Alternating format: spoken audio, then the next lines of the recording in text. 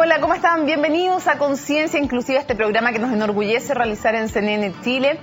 Como programa queremos irnos abriendo, ustedes lo saben, lo hemos hecho, a nuevas temáticas y no necesariamente algunas que tienen que ver con una discapacidad, pero que son tan complejas que ponen en situaciones muy difíciles a familias completas, a niños, a adultos.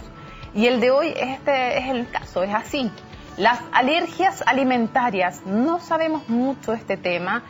No sabemos lo grave y lo complejo que puede llegar a ser para una persona padecer una alergia alimentaria, ni que van mutando a lo largo de la vida. Y por eso hoy vamos a conversar de este tema en Conciencia Inclusiva. Tenemos un gran panel, personas que han vivido ellos o familiares de ellos y también expertos y quienes se asocian y se agrupan para ayudarse y apoyarse en un tema, como les decía, que no es nada de fácil y de hecho que afecta en Chile al 6% de la población infantil. En el 90% de los casos, además, lo que lo gatilla es la proteína de leche de vaca y de soya, pero no solo eso. Y pueden producir efectos bien complejos de los cuales hoy día vamos a conversar. Le damos la bienvenida a Verónica Gostling. Verónica, gracias por estar con nosotros. Ella, bueno, de hecho es profesora, tiene 36 años, tiene alergia alimentaria severa, es mamá de 2 hijos, Valentín y Tomás. Tomás también tiene alergia alimentaria, ya te vamos a preguntar más y luego le vamos a contar cómo han sido los procesos y los episodios por los cuales ella ha pasado, porque además tiene que inyectarse un fármaco que fue sacado de Chile el año 2003, así que nuevamente una complejidad más que se agrega. Le damos la bienvenida también a Patricia Carmelo. Patricia, gracias por acompañarnos. Hola, gracias por invitarme.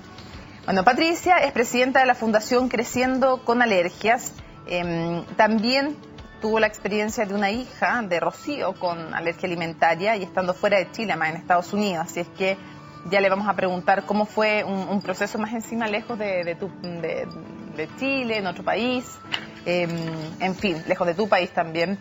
Así es que muchas gracias por estar con nosotros. Gracias por invitarme. Doctor Alfonso Losli Grant, muchas gracias por estar con nosotros. Él es inmunólogo de la Universidad de Chile, trabaja en la Clínica Indisa y es parte del equipo médico en el Centro del Alérgico. Así es que muchas gracias por estar con nosotros. Gracias, Mónica, por la invitación. Y le damos, por supuesto, también la bienvenida a Carolina Hernández. Bueno, Carolina es Carolina, pero la invitamos también como mamá de Diana Llévenes. Ha tenido unos casos y unos episodios bien complicados tu hija, lo sabemos, te lo vamos a preguntar. Y de hecho, uno de los últimos episodios complicados fue al comer tomate el año pasado, ¿no? Es que ya te vamos a preguntar de eso, pero primero vamos a empezar con lo básico. Doctor, ¿cómo se define una alergia alimentaria? Sabemos que afecta aproximadamente al 6% de la población infantil, pero no solo a los niños. Por lo tanto, ¿qué es una alergia alimentaria? ¿Cómo se detecta y a quiénes afecta mayormente, si es que hay alguna población donde es mayor la prevalencia de esta enfermedad? Bueno, mira, lo primero es empezar a definir algunos conceptos, y el concepto más general que sería bueno aclarar es el término de una reacción adversa a alimentos, ¿ya? Hay diferentes reacciones adversas a alimentos. Podemos decir que una reacción adversa es cuando un alimento le hace mal a una persona, ¿ya? Y dentro de estas reacciones adversas pueden haber reacciones de intolerancia, reacciones idiosincrásicas. Y idiosincrásica es que no hay un mecanismo que se pueda explicar por qué sucede y que es propio de cada persona. ¿Ya? Las intolerancias, por ejemplo, se sabe el mecanismo, que hay faltas enzimáticas en cierto grupo de la población y que eso genera síntomas. ¿Ya? Y dentro de estas reacciones adversas a los alimentos están las alergias. Y como definición, las alergias hay un mecanismo inmunológico involucrado, ¿ya? Es decir, el cuerpo genera una reacción contra una proteína presente en el alimento, ¿ya? Y eso, cuando se genera esa reacción, que puede ser mediada por un anticuerpo, en este caso se llama inmunoglobulina E, o puede ser mediada por células. Y cuando existe este mecanismo de reacción frente al alimento, hablamos de una alergia alimentaria. ¿A quién afecta más? Bueno, afecta más a los niños, ya como tú bien decías, más o menos un 6% de la población mundial, y acá en Chile se repite más o menos lo mismo, de los niños tienen alergia alimentaria. Y eso va disminuyendo con el tiempo porque se van pasando, ¿ya? Y en los adultos se calcula que entre un 2, más o menos 2% de los adultos tienen alergia alimentaria. ¿Que las arrastran desde niños o se pueden detonar de grandes? Se pueden detonar en la etapa adulta, y en los menos casos se arrastran desde niños. Y cuando se detona en la etapa adulta, en estos 2 o 3% que afecta a adultos, estas alergias alimentarias, ¿Pueden ser frente a alimentos que antes no provocaban alergia? Que antes a ellos nunca le han provocado alergia, se pueden gatillar en la etapa adulta, ¿ya? Perfecto. Y además los alimentos que dan problemas en los niños no son los mismos o los más frecuentes que dan en la etapa adulta, ¿ya? En los niños, como decía, la leche de vaca, el huevo, la soya y los frutos secos son los más importantes, mientras que en los adultos aparecen otros, aparecen los alimentos de origen vegetal, ¿ya? Aparecen también el huevo, los frutos secos, ¿ya? Los mariscos y los pescados. Entonces, los alimentos van cambiando un poquitito dependiendo si es una alergia alimentaria en un niño o de un adulto.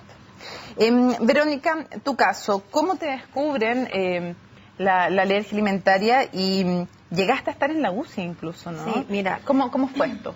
Ha sido ¿Qué edad tenías? El primer cuadro fue el verano del año pasado. Fue por una ingesta de una comida con mucho picante. Y ahí presentó un cuadro de ronchas, se me hincharon los labios, no podía respirar, me picaba mucho la garganta. Y en ese tiempo, el año pasado, acudí a un centro de urgencia, me hicieron los procedimientos habituales y la verdad nunca más le tomé como el peso a... ¿No te dijeron tampoco hasta exámenes? Sí, pero después de... lo dejé pasar porque cosas de la vida uno dice no me va a volver a pasar.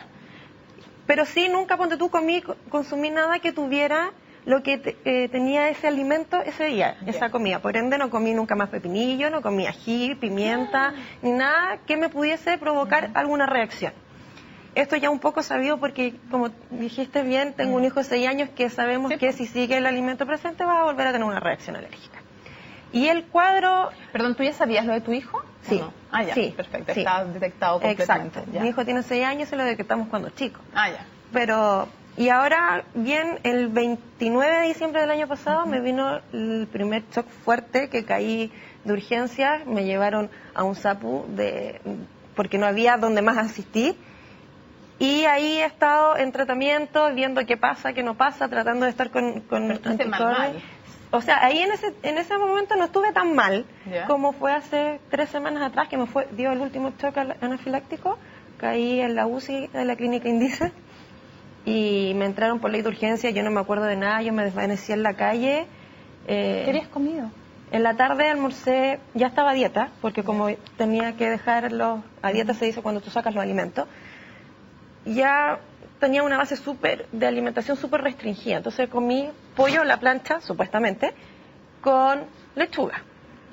Pero una lechuga que yo sé que a mí no me causa alergia, porque hay un tipo de lechuga que yo sé que me causa alergia. Nunca pensé que me iba a pasar algo, me mandé una caminata express mucho rato, habré caminado casi 1 hora y ya cuando empecé a sentir síntomas que me picaban las manos, me picaba la planta de los pies, me puse a vomitar, a toser en la calle, lo único que alcancé fue decir salgan a buscarme y me desmayé. Y fue como, si tú me preguntas qué pasó, no lo sé. Tengo flashes, recuerdos de repente estar dentro de la casa del papá de mi hijo, después de estar dentro de una clínica rodeada de doctores, de personas que no sé, y ahí estuve en la UCI de un día hacia otro en observación viendo qué sucedía y yo la verdad no recuerdo nada.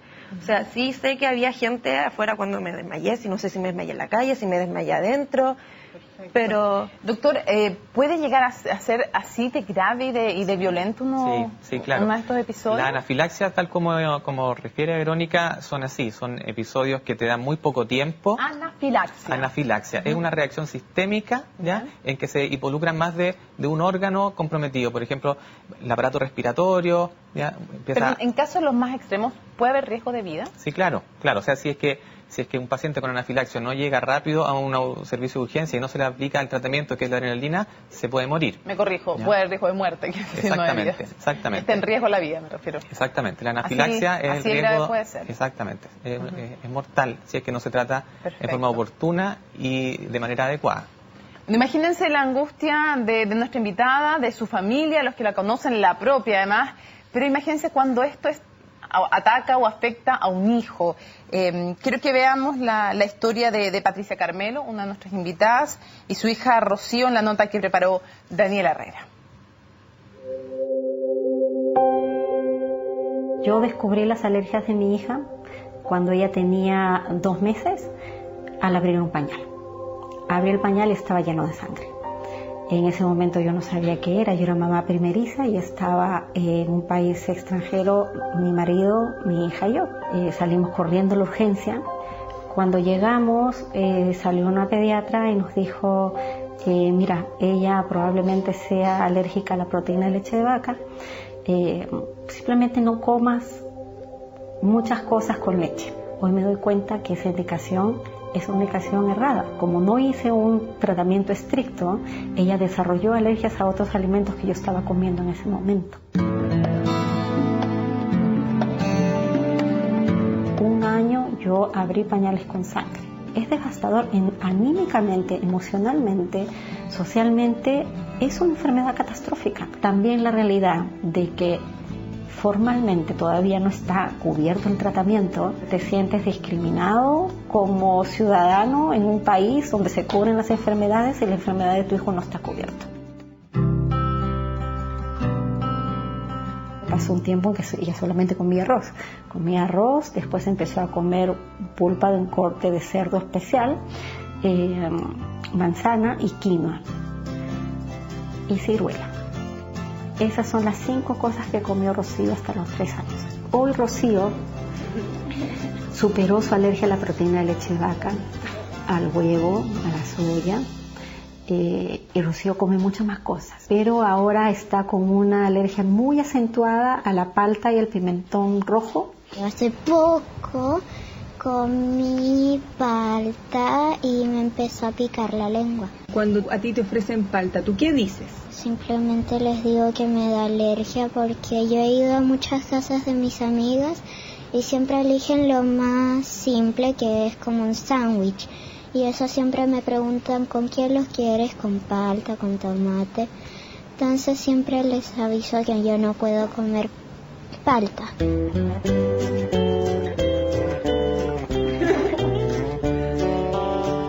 Rocío desde siempre ha sido una niña muy alegre. Su felicidad aumentó el año pasado cuando descubrimos la primera mascota que finalmente podíamos tener. Ella tiene alergia a perro, gato. Descubrimos que a nosotros no funciona el conejo, entonces no tiene alergia a conejo afortunadamente, y eso ha completado su ciclo de esta edad, que es lo que todo niño de su edad quiere, que es tener una mascota. Bueno, el conejo claramente en esta casa no tiene alergia alimentaria, come de todo. De hecho, come palta, él sí. Le hemos dado de todo al conejo. Oye, claro, al final es claro, uno ve entre comillas el final de la historia, porque todavía sigue, como tú decías, con una alergia alimentaria, palta y pimiento rojo. Pero me imagino que es, como tú lo comentabas en la nota, es súper fuerte cuando de las reacciones que tú ves es sangrado, y cuando tú abres el pañal de tu guagua y sangra, y no es una vez, sino que es todo un año. Me imagino que es muy, muy fuerte. Sí, es, como yo lo he mencionado muchas veces, es devastador para una mamá abrir un pañal y encontrarlo lleno de sangre. Es devastador. No hay nada más doloroso para una madre que eso. He escuchado relatos de muchas madres que dicen, ¿por qué no me pasó a mí? ¿Por qué mi hijo tiene que pasar esto? Y es así, es un sentimiento bien real. Porque las alergias alimentarias provocan retraso en el crecimiento, distensión abdominal, diarreas, como tú decías, con sangre en forma constante, una zona genital también enrojecida, reflujo severo. ¿Cómo fue enseñarle a comer a tu hija? No como todos los papás le enseñan normalmente a sus hijos, sino que enseñarle que tiene que hacerse cargo incluso cuando va a otras casas, de explicar qué alimentos sí, qué alimentos no. ¿Cómo fue ese proceso también? Y decirle, porque imagino que a veces estaba con otros niños, no, esto no. Sí, mira, yo tal vez por mi experiencia profesional, mi formación profesional, lo hice a conciencia. Yo soy lingüista, soy especialista en sociolingüística, y cuando Rocío empezó la edad de la alimentación sólida, cuando ella fue capaz de sentarse en una silla de comer y poner la cabeza derecha y abrir la boca, desde ese momento yo me proyectaba con la vida de mi hija como una alimentación especial para siempre, porque eso es lo que piensa una mamá en esos momentos. Y yo le enseñé a ella cuál era su comida. Yo llegué a poner en la mesa comidas para todos y ella sabía señalar cuál era la comida que ella podía comer. No es un trabajo fácil, lo tengo que decir. Tal vez lo logré yo porque es mi profesión, pero es un trabajo muy persistente. Tiene que estar toda la familia involucrada para lograr que un niño a los 3 años vaya a un cumpleaños y pueda señalar las cosas que puede comer, y también que pueda decir a su entorno las cosas que no puede. Ahora eso es porque a esa edad los niños pequeños tal vez en el proceso de aprendizaje propio de la edad les cuesta un poco más aprender. Probablemente a los niños más grandes es un poquito más fácil explicarle claramente, especialmente si han pasado ya una anafilaxia, decirle, mira, si tú te comes esto, te va a volver a pasar. Claro. Entonces, eso también es posible. Pero cuando el niño está dependiente de ti para moverse, para ir a algún lugar, tiene 3 años, es bien duro ir a un entorno familiar, a una actividad familiar, y es bien duro tener que aislar a tu hijo para que no tenga riesgos en el camino. Y riesgo que es alimento, que es lo más doloroso todavía. Sí. Esa parte es bien compleja, porque la gente en sí, la naturaleza humana, ve los alimentos como una cosa positiva para tu vida. Sí. Pero como un peligro es algo jodido, pero es fregado, evidentemente. Sí. Carolina, tu hija Diana, ¿cómo fue el caso? ¿Cuándo se lo descubren? Y ya sabemos, yo lo adelantaba, el último episodio fue con Tomate. Sí. Pero ¿cómo fue la primera vez que ocurrió? ¿Tú sabías algo en tu entorno? ¿Habían escuchado alguna vez esto de la alergia alimentaria? Yo no conocía para nada la alergia alimentaria ni nadie de mi familia. La Diana es la menor de 4 hermanos y empezó a tener reacciones extrañas. Por ejemplo, una vez en un cumpleaños de mi suegra, a ella se le hincharon los ojitos, empezó con dificultad respiratoria y obviamente uno la lleva a la urgencia. En ese momento el doctor no me dijo nada, me dijo que era una reacción alérgica a lo que había tenido, nada más. Le colocaron oxígeno y todo lo que implica una complicación así. Después le volvió a pasar, pero con globos. Para esa vez yo ya tenía más claro. Claro, porque como la primera vez estaba en un cumpleaños y después estaba jugando con globos y le volvió a pasar, tenía más o menos una idea, pero no estaba segura. Y tampoco entendía lo que le pasaba. Y de nuevo corría a la urgencia y me acuerdo que en una oportunidad me recibió una doctora y ella fue la primera que me habló de alergia alimentaria. Me dijo, mira, yo pienso que tu hija lo que tiene es una alergia severa a algo. Y en el fondo es súper complicado porque tú sabes que, yo siempre lo describo así, tú sabes que tú tienes que defender a tu hijo y no entiendes de qué lo tienes que defender. Yo no entendíamos, mi marido, mis hijos, tratábamos de protegerla y mirábamos el entorno y no entendíamos de qué teníamos que protegerla. Después, con el tiempo, cuando ya recibió tratamiento y te orientaron un poco, me imagino que la angustia iba pasando un poquitito, y en el día de hoy, ¿qué es lo que tu hija no puede comer? Hoy, ¿O todavía siguen apareciendo cosas y eso también te genera angustia? No, la Diana tenía más alergias alimentarias, no tan severas como la alergia al látex, y las ha ido superando. ¿Qué cosas ella no podía, en algún minuto no pudo comer huevo, no podía comer pan común y corriente porque era alérgica a un aditivo de la harina. Entonces eso implica, nosotros teníamos que ir a buscar la harina al campo, a un molino donde lo hacían artesanalmente y era solamente trigo molido. Y bueno, al huevo, a la soya, no podía comer vacuno y el látex y todo lo que implica ser alérgico al látex, porque hay unas proteínas. ¿En qué está el látex, aparte de lo obvio, como un globo, como algo así? ¿En qué más está presente? Bueno, en los alimentos hay proteínas que se parecen a las proteínas que tiene el látex, que son el tomate, la palta, el kiwi, el plátano, hay varias cosas, algunas frutas tropicales.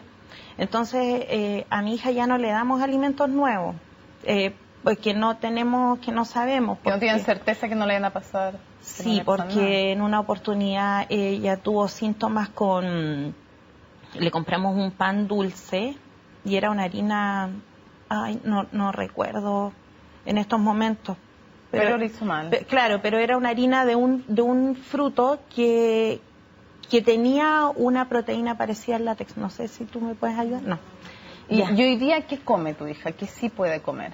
Hoy día sí come casi de todo, pero hay que tener cuidado, por ejemplo, en cosas tan cotidianas como en el colegio, ella come solo su colación, no puede probarla de otros compañeros, porque yo no sé si su otro compañero, si alguna compañerita le quiere dar, no sé, una rebanada de queque, algo, y si la mamá de esa compañerita no ha lavado bien el cuchillo con que cortó el queque, y antes cortó palta, o cortó plátano, o cualquiera de los alimentos que le hace mal a la Diana, ella podría hacer una anafilaxia o tener cualquier reacción adversa. ¿Hay algún alimento en especial que a ella le gustaría comer y que no puede? Sí, a ella le gustaba mucho la palta. La palta. Sí. Entiendo. Vamos a hacer una pausa en Conciencia Inclusiva y al regreso seguimos conversando de las alergias alimentarias, con qué se suplen los alimentos. ¿Puede llegar a un nivel en que es muy complejo alimentar a un niño? ¿Qué tan restringido puede llegar a estar un niño o un adulto? Lo conversamos al regreso en Conciencia Inclusiva.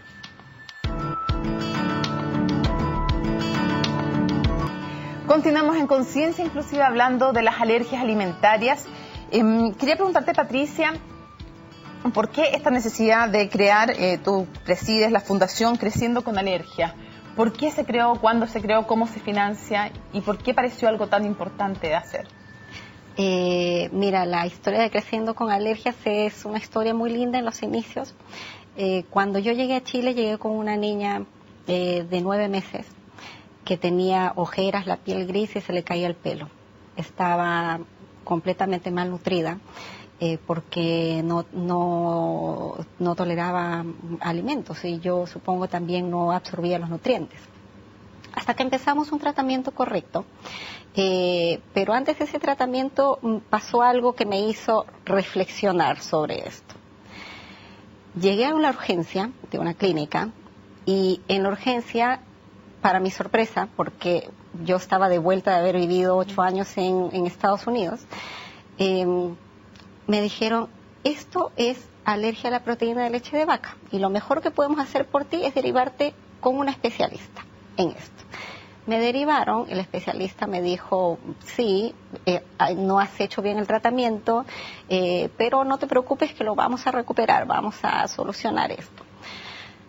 Traté de sostener la lactancia materna, no funcionó porque no era sostenible pasar 2 meses con arroz y té. Lo haces, la verdad es que lo haces, y lo haces sin dudar, pero cuando los síntomas no mejoran, la indicación para esto es tomar una fórmula especial. Resulta que esa fórmula especial en ese tiempo costaba 25,000 pesos y que yo ya había escuchado esto en Estados Unidos cuando recibí 25,000 pesos cada tarro de 400 gramos que dura para 2-3 días. Y como en Estados Unidos son como 500,000 pesos al mes o más. Sí, más o menos. Solo en leches. Cuando me pasó esto en Estados Unidos, y yo estaba obviamente agotada, la pediatra me dijo, mira, hay esta fórmula, a ti te corresponde en esta oficina de acá, que es de tu barrio, de tu dirección, ve para allá para que te entreguen las leches. Ya, pero aquí en Chile no se cubre, bueno, no se cubre entonces, eso ni muchas cosas más. Yo llegué a la consulta de la doctora y le digo, bueno, está bien, iniciemos con las fórmulas. Y le pregunto, ¿y cómo funciona esto en Chile? ¿Dónde voy por las fórmulas? ¿Cómo se tramita? Y la doctora, me acuerdo de su cara, me dijo, lo siento tanto, pero en Chile este tratamiento no está cubierto. Salí de ahí, pero con una indignación a más no poder. Obviamente fui a comprar las leches, es un sacrificio grande. Yo fui, compré las leches, pero yo tenía esto metido en el corazón. Yo decía, si a mí, que bien, bueno, hago un sacrificio, lo compro, pero ¿qué pasa con una familia que su sueldo es ese? Todo el importe de leche. Y menos. La famosa clase media, que no está bien definida. Estuve varias semanas, varios días con esto de pensamiento en la mente, y hasta que era el tiempo que Rocío tenía que empezar a comer sólidos, y la doctora me dijo, te voy a dar el correo de una mamá que tiene 2 niños alérgicos y ella tiene muchas recetas y datos útiles. Contacté a esta mamá y me uní. En ese tiempo todavía existían los correos, estos grupos de correo. Me uní al grupo, éramos 13. Y justo por esos días, Carolina Olivares, que ella es la fundadora original de esto, me dijo, ¿sabes qué, Pati? Voy a invitarlos a mi casa. Valiente, absoluta, porque ¿quién invita a su casa a 13 familias que no conoce? Llegamos todos entusiasmados para compartir recetas. Llegamos a la casa de Carolina.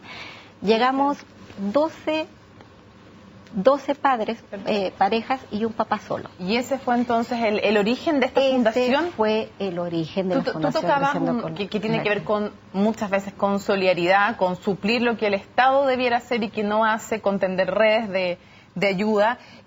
Pero me llamaba la atención de inmediato, tenemos ahí un tema. ¿Cómo se alimenta finalmente? Porque tu hijo también tiene alergia alimentaria. ¿Cómo se alimenta finalmente? Porque están las leches que son caras, me imagino que remedios. Es todo caro. O sea, ¿cuánto gastas, por ejemplo, en tu hijo? Cuando mi hijo era chico, yo hice parte de la base que cuando a mí me diagnosticaron a mi hijo, lo diagnosticaron al mes de vida. Hice dieta hipoalergénica, que le llamamos, que tú vas sacando de tu dieta todo lo que a tu hijo le provoca la alergia. Entonces, terminar comiendo cabellos de ángel con agua con azúcar no es muy grato. Yo se lo hice hasta el 1 año y medio de que mi hijo tenía. ¿Y después? Y después de eso, la famosa fórmula. ¿Y entre fórmula y otras cosas que tenías que gastar, cuánto era? Harto, entre 600 y 800 mil pesos mensuales, dependiendo de los casos, claro, porque obviamente mi hijo en ese momento no consumía ningún sólido, se alimentaba solamente de la fórmula y usaba un tarro diario. ¿Tenías que además darle algunos remedios o no? Sí, él estaba medicado y aparte yo estaba con una desnutrición severa. Yo cuando conocí la Fundación Creciendo con Alergia, hace 6 años atrás, yo era un cuarto de lo que soy ahora, horrible, porque estás que con desnutrición para que tu hijo esté vivo, o sea, suple cosas.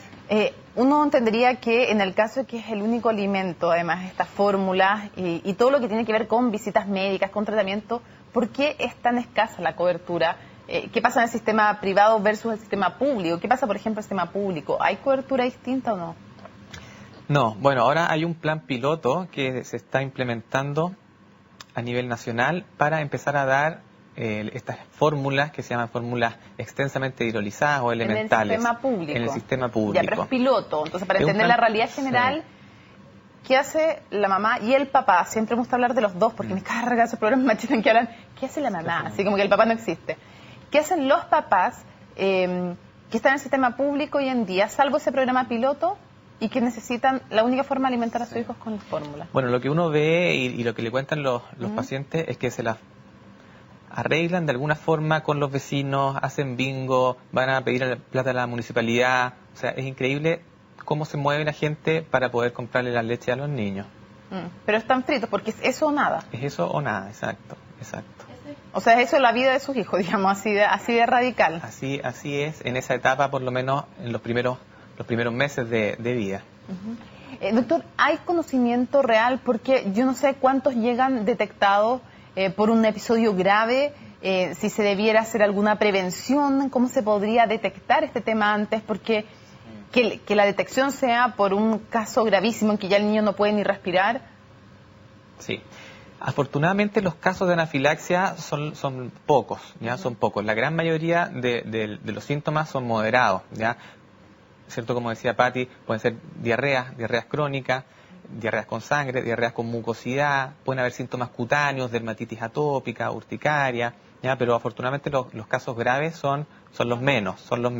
Ahora, yo creo que en los últimos años se ha hecho un gran trabajo entre los médicos para primero difundirlo entre los propios médicos, porque hoy en día todavía quedan algunos médicos incluso que todavía no conocen bien el tema, ¿ya? Que miran como raro cuando dan mal ese, oiga, le hace malo, ¿no? ¿Les pasa sí, de repente como que no les creen mucho. ¿En todas partes? Desde el supermercado, el colegio. ¿Qué es lo que te pasa en el fondo ahí? ¿Cuál es la reacción? Es que... Hay cabros chico mañoso. Sí. Ay, que hablar acá a la mamá. Ay, que... Pero bueno, en el supermercado, por ejemplo, cuando te van a atender, si yo quiero comprar queso, yo pido que se saquen los guantes y se laven las manos. Entonces lo primero que te dicen, no, por norma no lo puedo hacer. Entonces ahí tú tienes que empezar a explicar, es que sabes lo que pasa, que mi hija es alérgica severa al látex, y hay gente que acepta lavarse. Claro, pues si en el fondo si te pasa con el guante, el queso, Sí. ¿te puede provocar una reacción tu hija? Sí, porque quedan partículas. Entonces le pido, por favor, se puede sacar los guantes, lavarse las manos. Y hay gente que lo hace de buena manera y hay gente que simplemente no lo hace. O en la feria. En la feria tú vas a comprar una lechuga, Renata le comentaba, tú vas a comprar una lechuga y las lechugas traen elástico. Entonces, señor, por favor, ¿me puede vender la lechuga que está allá en la caja? ¿Y por qué esa y no esta? Porque la que usted tiene acá tiene elástico y empezás de nuevo. Y mi hija es alérgica severa al látex y el elástico le puede hacer mal. Y te venden la lechuga. Entonces ahora ya se hace como una costumbre estar dando explicaciones por lo que padece tu hijo. Doctor, y volviendo entonces al tema, hay una falta de educación importante todavía en estos temas. Sí, claro, lo que quería graficar es que si es que ni siquiera en el mundo médico todos conocen la enfermedad, menos se puede esperar que una persona que no está, ¿cierto?, en el tema lo sepa, ¿ya? Entonces, afortunadamente, como se han creado agrupaciones, están conociéndose más entre las personas, las mamás ahora buscan en internet, mi guaguita tiene cólico, mi guaguita hizo cacas con sangre, entonces hay un apoyo, una red ahí que les van guiando dónde tienen que ir, eso no es normal. ¿Y el tratamiento es solo no comer los alimentos, va acompañado de otras cosas? Habitualmente solo evitar el alimento, ¿ya? ¿Y qué tan amplio puede ser la cantidad de alimentos que hay que evitar? Sí, ahí no podemos generalizar. ¿Desde qué hasta qué? Sí, no podemos generalizar, porque hay niños que tienen alergia solamente a un alimento. Por ejemplo, la leche de vaca, que es el más simbólico, ¿cierto? Y que pueden comer los otros alimentos, ¿ya? Hay otros niños que gluten, tienen... por ejemplo. Se habla mucho del gluten. Sí. ¿Eso es real o no es real? Eso es otro tema. Ese es otro tema. El gluten te da lo que se conoce como enfermedad celíaca, que físicamente no es una alergia realmente, ¿ya? Es otra reacción inmunológica también, pero que no es del tipo alérgica. Perfecto. ¿Ya? Y efectivamente uno puede tener también una alergia al trigo, que no es lo mismo que la enfermedad celíaca, pero es rarísimo, ¿ya? Es muy raro la alergia al trigo propiamente tal, ¿ya? Pero lo más común es la leche de vaca. Y hay algunos niños que además de la leche de vaca tienen alergia después al huevo, ¿ya? Y que toleran los otros alimentos, pero de repente hay niños que no toleran muchos alimentos. Entonces son alergias alimentarias múltiples, que ahí uno tiene que ir lentamente agregando los alimentos, cada 3 meses y volver a probar con algunos alimentos, porque a medida que van madurando, después lo van tolerando, ¿ya? Entonces, bueno, hay que estar encima ahí más o menos guiando a los pacientes paso a paso, qué dar, qué no dar, cuándo agregar un alimento y cuándo no. Bueno, quiero contarles que también existen opciones, esto se ha ido abriendo, hay personas que han ido creando también opciones alimenticias para alergias, pero también para intolerancias, que sabemos que, nos explica el doctor, no es lo mismo. Hay un grado importante entre lo que veíamos, un niño que realmente queda casi sin poder respirar, y algo que te puede, por decirlo en forma coloquial, doctor, te puede caer mal, te puede parecer como no tan apto para tu cuerpo. Bueno, las opciones alimenticias entonces, una nota que reportó Fernanda Shaw. Veámosla.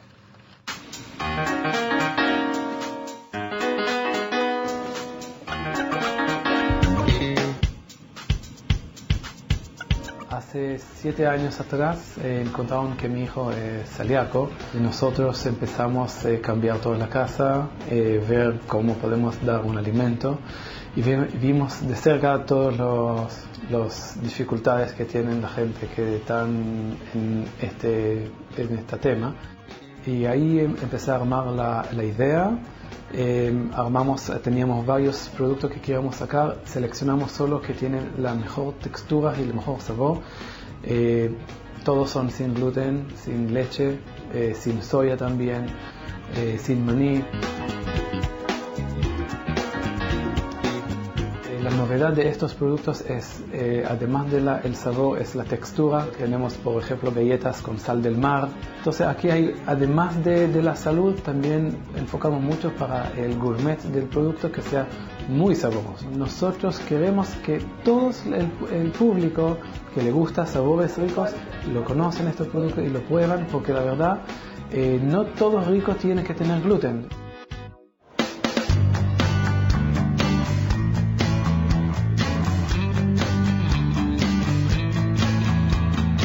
Jumbo ha tomado el tema de las necesidades específicas de alimentación como un tema relevante a trabajar con sus clientes. La masa de personas que tienen estas intolerancias ha ido creciendo y ha sido parte del descubrimiento y el aprendizaje y el trabajo con ellos. Tenemos productos que son libres de gluten, tenemos productos que son reducidos en azúcar, productos que tenemos libres de alérgenos comunes. Nuestros consumidores que tienen este tipo de intolerancia saben muchísimo más que lo que sabemos nosotros, son especialistas en su tema. Entonces, al menos lo que queremos es acercarnos a poder entregarles la disponibilidad o solucionar los problemas que ellos van teniendo durante su experiencia de compra con nuestros supermercados.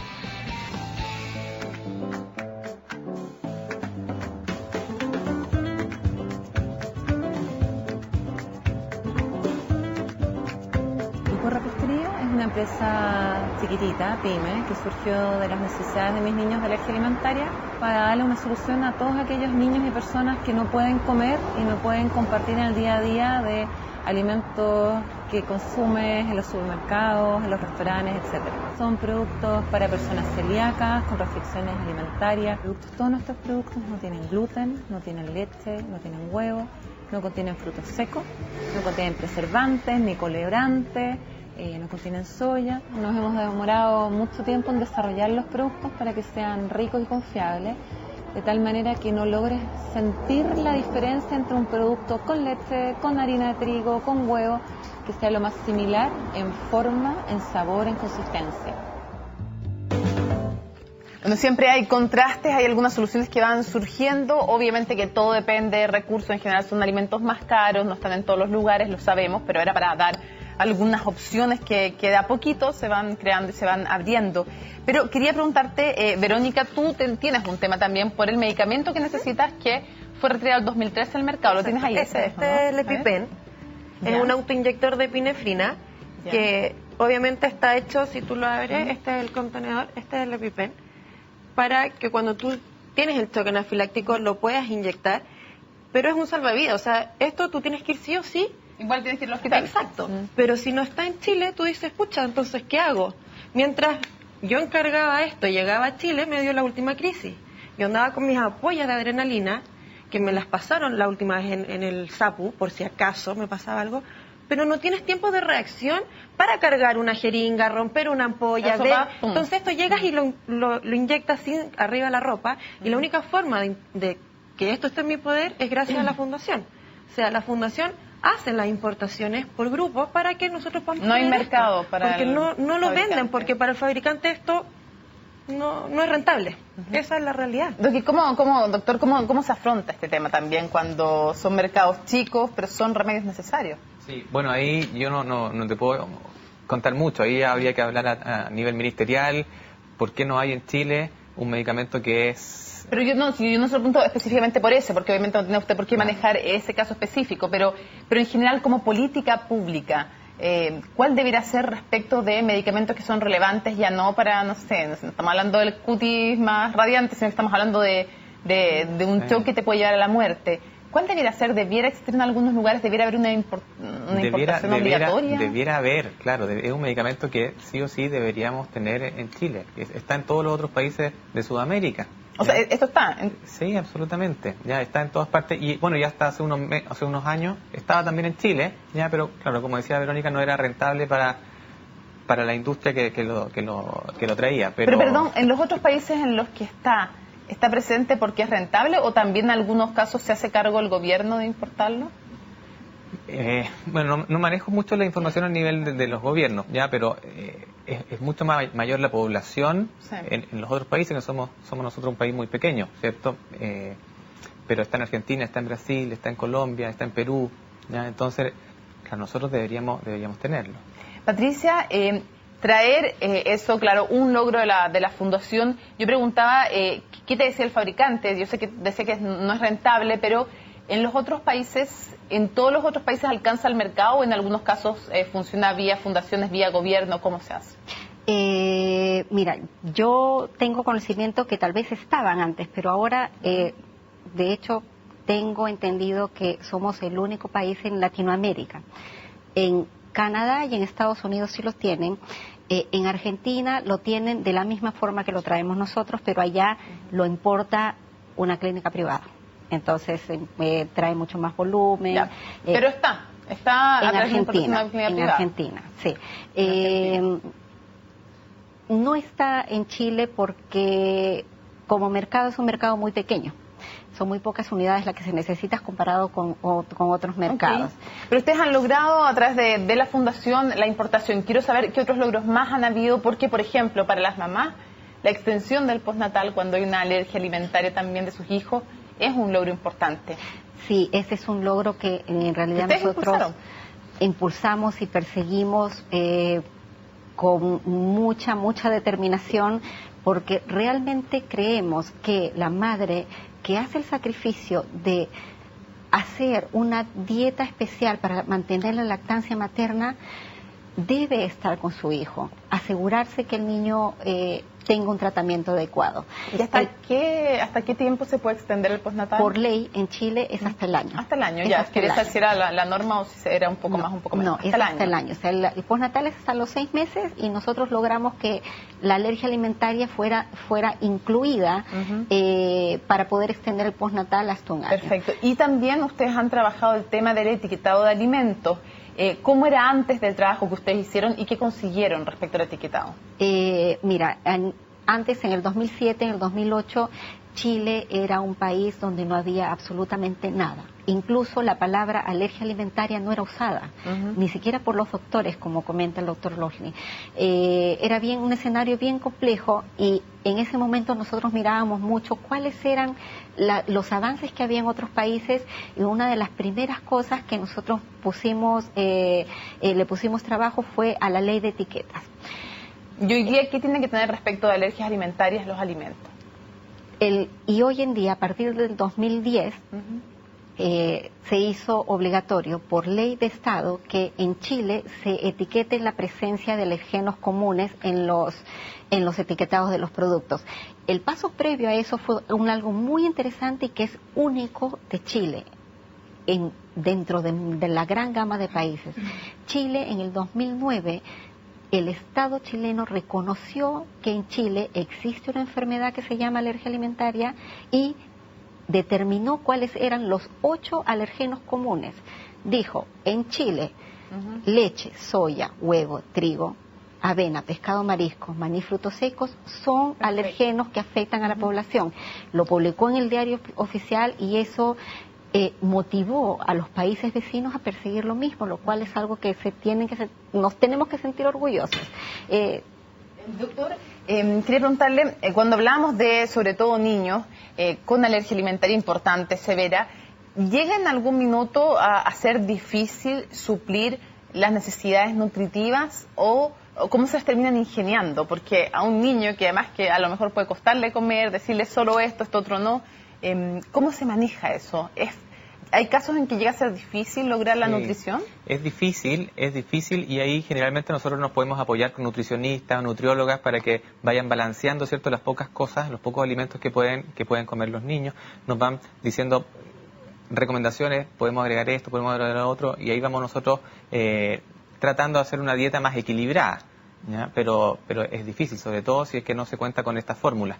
Con la fórmula, digamos, si se tiene la plata y se puede comprar, es más fácil porque trae todo lo necesario para que el niño vaya creciendo. O sea, si el niño se alimenta solamente con esa fórmula, no necesitaría, en teoría, ninguna otra cosa más, ¿ya? Porque con eso se va a alimentar y va a crecer, igual que un niño que coma de todo, hasta el año o incluso más. ¿Sin la fórmula hay...? Claro, sin la fórmula ahí es cuando hay que tratar de ingeniárselas con los pocos alimentos que puedan comer. ¿Cómo se hace? Porque la leche, lo que decíamos que es lo más complicado, está fuera. Y sin la leche, ¿cuánto se pierde? ¿Por qué se reemplaza? ¿Cómo se puede suplir la leche? Sí, bueno, depende también de la edad del niño. Por eso uno trata de mantener... No, si son chiquititos no tienen la fórmula. Claro, uno trata de mantener la lactancia materna, le dice a la mamá lo más que se pueda. Y la mamá no tiene leche, me voy a poner el peor de los casos, no tiene leche. Bueno, si la mamá no tiene leche y tampoco hay medidas farmacológicas, ¿cierto?, para aumentarla, pero si no se puede, bueno, ahí sí o sí tenemos que buscar alguna fórmula que puedan incorporar, y si es que no le pueden dar solamente la fórmula, por lo menos dejar una mamadera, por ejemplo, al día, y lo otro tratar de incorporar los alimentos que uno más o menos ya sabe cuáles son los alimentos que parten tolerando mejor los niños, que generalmente son algunas frutas, por ejemplo, cocidas, ya la papa, a veces el arroz. Ahí uno va incorporando también por la experiencia lo que ya sabe que van tolerando mejor, ¿ya? Y va agregando lentamente los alimentos mes a mes, ¿ya? Entonces, hay que tener paciencia, los papás tienen mucha paciencia, van siguiendo los consejos que le dice el médico, que le dice la nutricionista. Pero ¿cierto? sería bueno también, me imagino que esto fuera un tema en los jardines infantiles. ¿Qué pasa ahí también? Porque en los jardines infantiles, en los jardines, yo sé que hay algunos programas pilotos también al respecto, en los jardines públicos, pero me imagino que es un tema jardines, colegios. Bueno, pasan dos cosas importantes. Uno, que me han tocado pacientes que me dicen que francamente no los aceptan en los jardines infantiles. Que no los reciben. Que no los reciben, ¿ya? Porque le tienen un poquito miedo al problema. Y otro, que han habido errores que de repente le dan una mamadera que es la del niñito al lado, ¿ya? Entonces es complicado. Yo sé que... Exactamente, ya entonces es complicado. ¿Ustedes lo vivieron también? Sí, ¿Te pasó así? A mí me cerraron la puerta en la cara en un jardín, literalmente. Y después de ya haber estado buscando...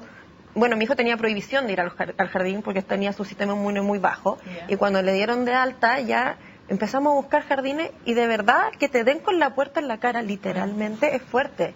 Yo lloraba, yo no sabía qué hacer, yo tenía que seguir trabajando. Si yo no tenía lucas, mi hijo no... Esto es un círculo vicioso. Pero al final encontré el jardín, que no era público, sino que era desembolsado también, carísimo, pero en el cual a mí me dieron y me prestaron la contención, porque coincidentemente la directora del jardín, sus hijos también son alérgicos. Entonces ahí tú ya ves que tienes un apoyo, y con ella pudimos hacer la introducción de nuevos alimentos a mi hijo. Mi hijo ya sabía lo que no podía comer, siendo tan chico tú lo enseñas, pero... Es difícil porque te sientes como inhabilitado por algo que si tú lo explicas y si tú lo entiendes un poco, no sé, de empatía o de criterio, tú puedes dar vuelta un poco esto. Lo pasa lo mismo en los colegios. En los colegios los profesores se hacen los desentendidos. O sea, el problema es tuyo como mamá y tú arréglatelas con el niño. Sí, eso tenemos y como papá. Sí. Y el papá también. ¿Y el papá cuándo está? Sí. Yo creo que el 2014 fue el año más nefasto para nosotros en términos de jardines infantiles. Fue el año que más rechazos reportados recibimos en la fundación. Jardines privados. Porque nosotros pusimos trabajo intenso en los jardines Junji, y este año logramos involucrar al Ministerio de Salud, y en este mismo momento se están trabajando en el primer protocolo nacional entre MinSal, Junji y Jardín Integra para elaborar el primer protocolo que va a definir cómo se van a manejar las alergias alimentarias, que es realmente un mensaje maravilloso para la comunidad. Sigue siendo increíble que los colegios privados, que los jardines infantiles privados se manden solos respecto... A ustedes les toca este tema, nos toca escucharlo 1000 veces en este programa, no recibir un niño por discapacidad física, por discapacidad mental, o sea, también pasa, pero increíble que ese día que no se les puede, entre comillas, regular, o tienen que los papás terminar haciendo un juicio en contra por vía ley Zamudio. En los colegios tenemos un tema grave con esto, porque hay muchos colegios que no quieren recibir niños que traen esto al colegio. Porque dicen, si a tu niño tiene un síntoma grave, yo voy a llamar a la mamá, no se lo voy a poner. Y puede ser tiempo valioso. ¿Qué tan difícil es? O sea, ¿a ti te pasó? Sí, pero era básicamente por ignorancia, porque, por ejemplo, cuando yo pude hablar con el director y sentarme frente a él y explicarle que el autoinyector salvaba vidas y que no era tan difícil aplicarlo, él entendió, después de un no rotundo a tener el autoinyector en el colegio o a que lo portara mi hija. Si tú te sientas a conversar con la gente entiende. Me llama la atención, para ir cerrando, se nos acabó el tiempo. Tú decías, a veces me da miedo que le den un beso a mi hija. ¿Por qué? Porque tú no sabes, la gente, hay mucha ignorancia con respecto a esto.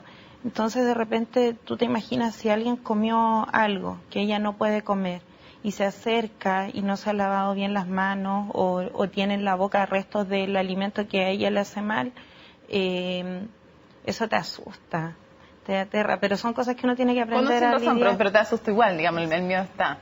Son cosas que tú tienes que aprender a lidiar y a llevarlas día a día. Bueno, un tema que de verdad es importantísimo, debiera ser prioritario, la educación en todos estos temas es importante. El miedo muchas veces, o la mayoría de las veces, nace del prejuicio y la ignorancia. Y como decían nuestras invitadas y nuestro invitado, cuando se conversa, cuando se educa, las barreras bajan. Verónica, Patricia, doctor Alfonso Loslin, también agradecida de usted, Carolina. Muchísimas gracias a todos por habernos acompañado en este Conciencia Inclusiva. Cuando nos sentamos a la mesa debiera ser siempre un momento de alegría, y lo puede ser. Lo puede ser si apoyamos entre todos para que ir a un jardín infantil, para que ir a un cumpleaños, para que alguien vaya a un colegio tranquilo, para que comer sea un momento de goce para todas, para todos, y no sea un momento de susto. Más educación entonces, bajar las barreras. Muchísimas gracias por habernos acompañado en un nuevo Conciencia Inclusiva y nos vemos la próxima semana. Chao.